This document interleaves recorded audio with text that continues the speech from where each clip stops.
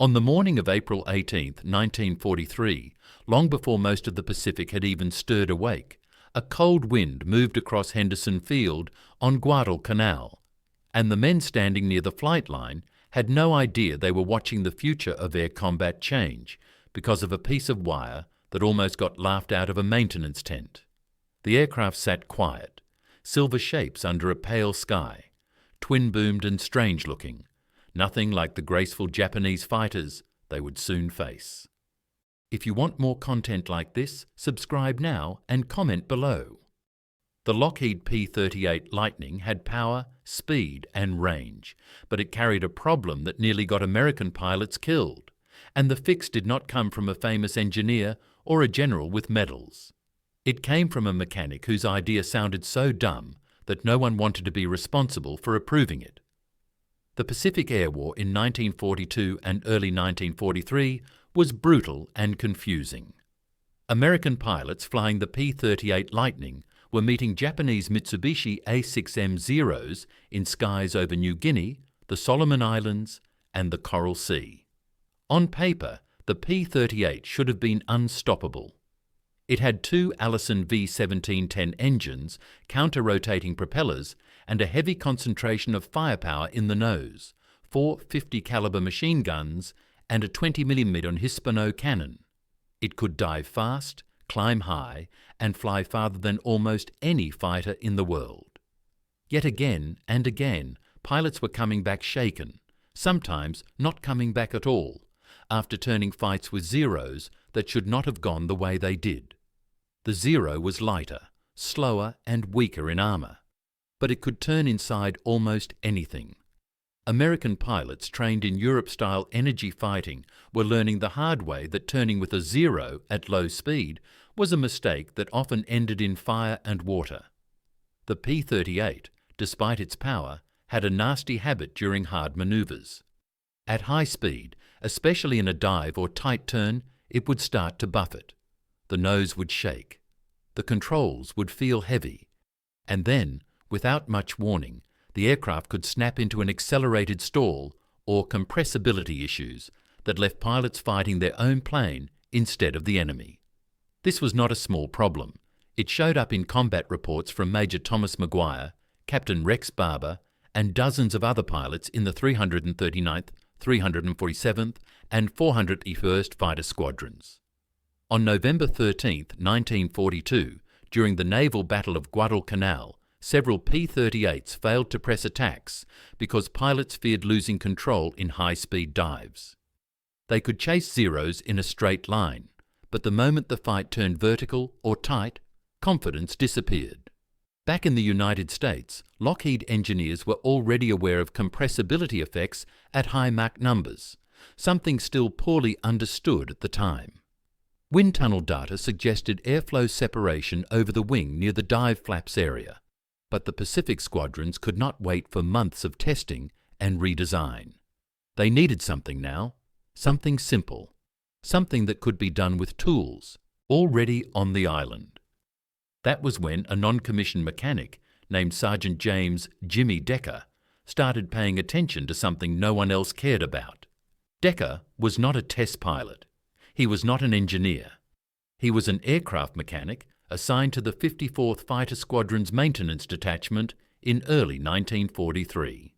His job was to keep P-38s flying in heat, mud and salt air that ruin metal fast. He spent hours under wings, around engine nacelles and behind control surfaces. He noticed patterns others missed because they were too busy surviving missions. Decker saw that during hard manoeuvres, airflow over the P-38's wing routes became uneven. He noticed paint wear, oil streaks, and dust patterns near the leading edge. He noticed that when pilots complained about buffeting, the wear marks always looked the same. To most people, it was meaningless.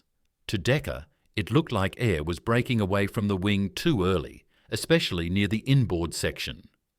One evening in March 1943, while working under a floodlight with mosquitoes swarming his neck, Decker tried something that sounded ridiculous, even to him.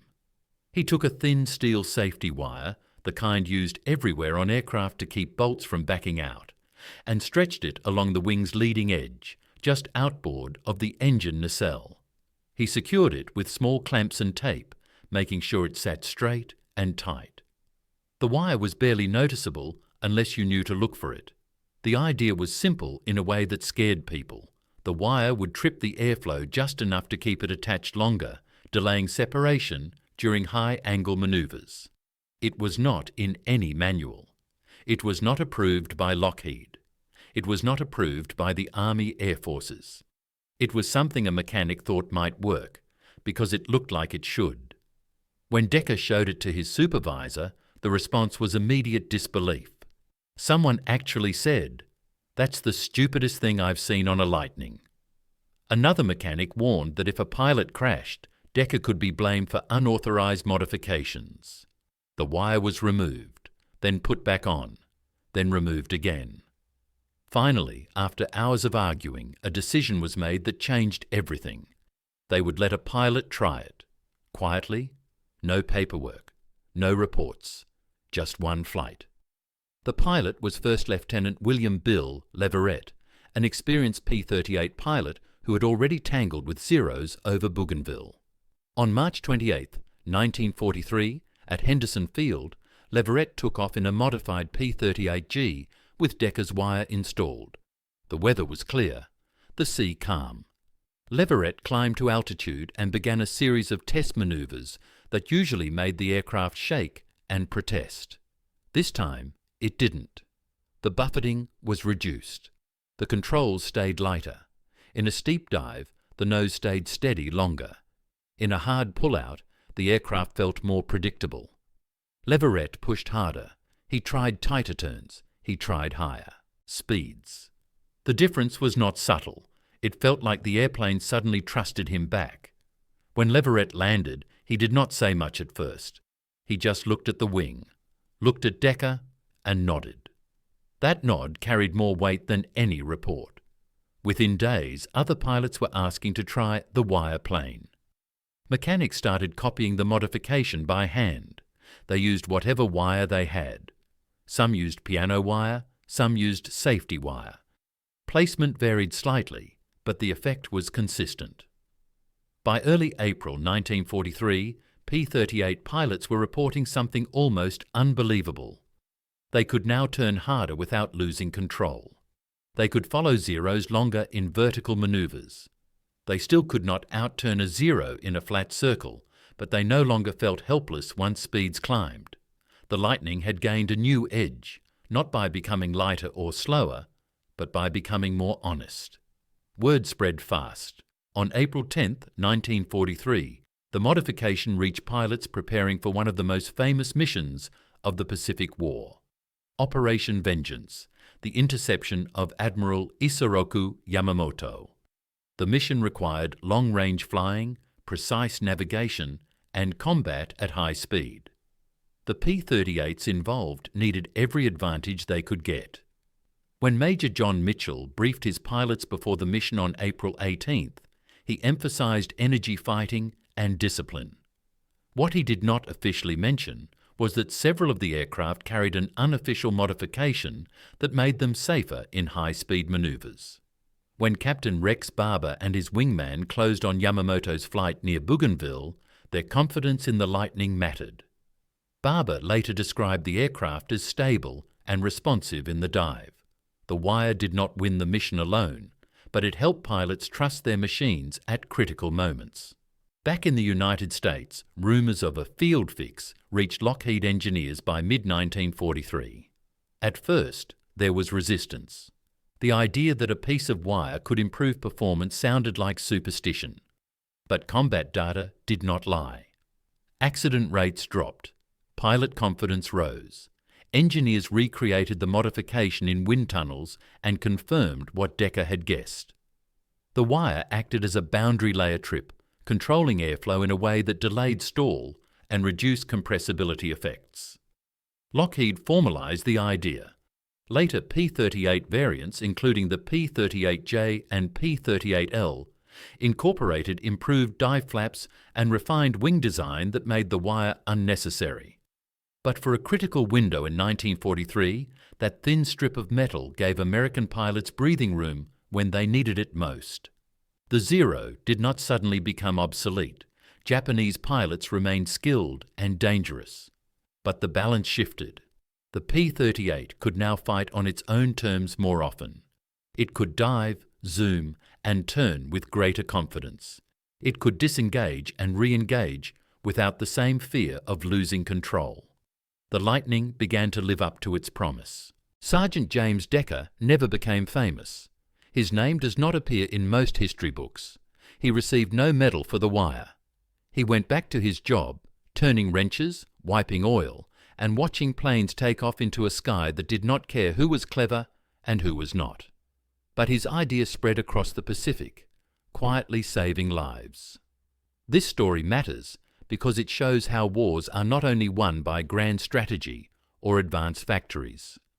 Sometimes they are changed by someone close enough to the machine to notice what others ignore. Someone willing to try something simple when the official answer takes too long. By late 1943, P-38s were scoring victories across the Pacific. Pilots like Major Thomas McGuire pushed the aircraft to its limits, racking up kills and refining tactics that avoided the Zero's strengths. The Lightning became a symbol of American reach and persistence, flying from distant bases, escorting bombers, and striking targets the enemy thought were safe. Yet hidden under the paint and gunfire was a reminder. Innovation does not always look impressive. Sometimes it looks like a thin wire taped to a wing, installed at night by a tired mechanic who just wanted his pilots to come back alive. The Pacific War moved on. New aircraft arrived. The P-51 Mustang took center stage in Europe. Jets appeared on the horizon. But the lesson stayed. Pay attention to the small things. Listen to the people closest to the problem. And never assume the solution has to be complicated to be powerful. On quiet airfields long after the war, former P-38 pilots would sometimes point to the wing and talk about the days when the Lightning finally felt right. They rarely mentioned the wire by name, but they remembered the moment when fear gave way to control, and control gave way to confidence. And that confidence, born from a so-called stupid idea, helped change the outcome of fights where seconds decided everything. That is how one mechanic's wire trick helped P-38s outmaneuver every Zero that made the mistake of thinking the Lightning was still the same airplane it had been before. If you want more content like this, subscribe now and comment below.